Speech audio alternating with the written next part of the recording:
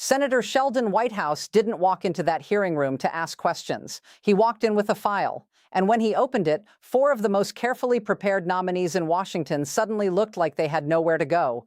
The moment started quietly, the way these moments always do. Four Trump nominees seated side by side, lawyers behind them, staff passing notes, the standard architecture of a confirmation hearing designed to give nominees every possible advantage. Then Whitehouse leaned forward, and everything changed. Because Whitehouse isn't a grandstander, he's a former federal prosecutor. He doesn't raise his voice to perform. He raises it when the documents justify it. And what he had in front of him that morning justified every single word. Here's what most people missed watching the clip. The moment wasn't just about what he said, it was about what he was holding, a paper trail, not allegations, not political talking points, a documented record of decisions, affiliations, and statements that each of the four nominees had apparently hoped would stay buried under the noise of the confirmation process.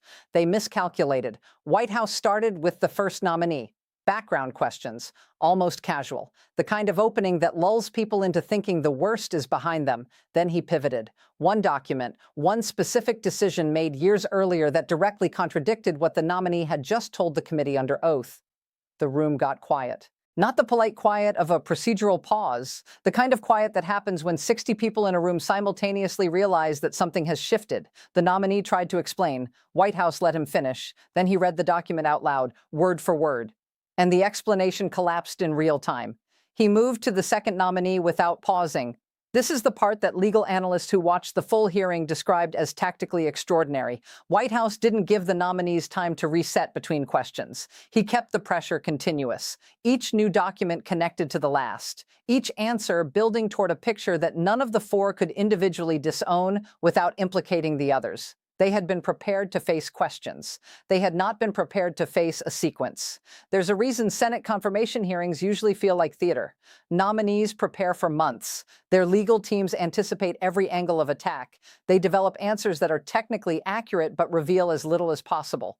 The standard approach works because most senators ask questions in isolation. One topic, then another, then another. Whitehouse doesn't do that. He builds a case, and by the time he turned to the third nominee, the case was already half built. The record he had established with the first two witnesses had created a context, a framework. Every answer the third nominee gave had to fit inside that framework or create a contradiction. She created contradictions, not dramatic ones, not the kind that produce a single explosive clip. Something more dangerous, the quiet kind, the kind where a witness says something that sounds reasonable until you place it next to what the previous witness said 3 minutes earlier, and then it doesn't sound reasonable at all. Whitehouse saw it, he noted it, he moved on, leaving the inconsistency on the record without belaboring it, because he knew something the nominees hadn't fully grasped yet. He wasn't just building a case for the room, he was building a record for later. The fourth nominee had been watching all of this. You could see it in how he held himself before Whitehouse even turned to him, the slightly adjusted posture, the careful attention that hadn't been there at the start of the hearing. He had watched three colleagues walk into the same question structure and come out the other side looking worse than when they entered. He was not going to make the same mistakes. He made different ones. Because here's the thing about witnesses who over-prepare for what they've seen. They dodge the question they expect, but Whitehouse wasn't asking the question the fourth nominee expected. He was asking about a specific communication, a specific date, a specific decision that connected directly to something the nominee had said publicly 18 months earlier and had apparently forgotten about. The record hadn't forgotten. Whitehouse read it into evidence, then looked up and said the line that stopped the room. I hope you understand how embarrassing this looks for all of you. Not a question, not a procedural challenge, a statement, delivered without anger, without theater, with the flat, precise tone of a prosecutor who has already won the argument and is simply noting the final score.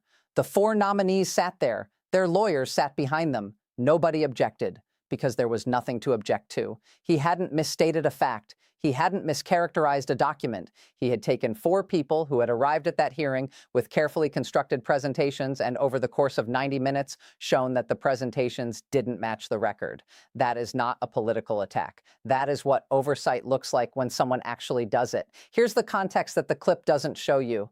Whitehouse has been tracking these nominees for months. The documents he brought to that hearing didn't come from a quick weekend of prep. They came from a sustained investigation into the professional histories of each of the 4 individuals the administration had put forward. He knew their decisions, he knew their affiliations, he knew the timeline, and critically, he knew which parts of that timeline they would try to explain away. He prepared for the explanations. When the first nominee offered his justification, White House had already anticipated it. His follow-up wasn't a new question. It was a document that addressed the justification directly. When the second nominee tried a different angle, White House had that covered too. This is what 4 months of preparation looks like when it meets 1 hour of testimony. The nominees were not prepared for this version of Sheldon Whitehouse. They had prepared for the version that asks broad political questions, the version that makes speeches, the version that gives nominees room to pivot and reframe and run out the clock.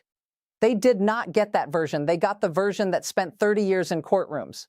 The version that understands how document-based interrogation works. The version that knows the difference between a witness who doesn't know something and a witness who knows exactly what they're not saying. All 4 nominees fell into the second category. And by the time Whitehouse made his final statement, that fact was sitting in the public record for anyone who wanted to examine it.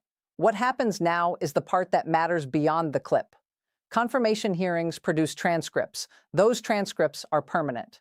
The contradictions White House established between what these nominees said and what the documentary record shows don't disappear when the hearing ends. They become part of the evaluation that senators use when they vote. They become part of the public record that oversight committees reference.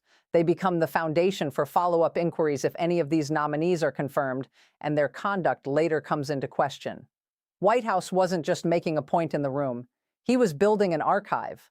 That's what serious oversight looks like. Not a single dramatic moment for the cameras. A methodical, documented, cross-referenced record that forces everyone in the room to commit to a position and then holds them to it.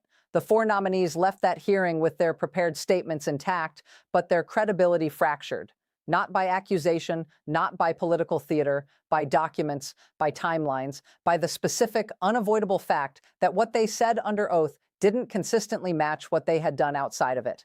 One line landed harder than everything else that day. I hope you understand how embarrassing this looks for all of you, because embarrassment isn't the point. The point is the record underneath it. The point is that 4 people who wanted confirmation hearings to be a formality discovered that someone in that room had done the work, had read the files, had followed the money and the decisions and the affiliations and the communications, and had built the kind of case that doesn't go away. The vote is coming. The confirmation process continues. And somewhere in a Senate office, the transcript of what happened in that room is sitting in a file that will be referenced for years. White House didn't lose his temper. He applied pressure. Precisely. Documentably. Without a single wasted word. And the 4 nominees sitting across from him realized too late that the most dangerous thing in that room wasn't his voice. It was the folder in front of him.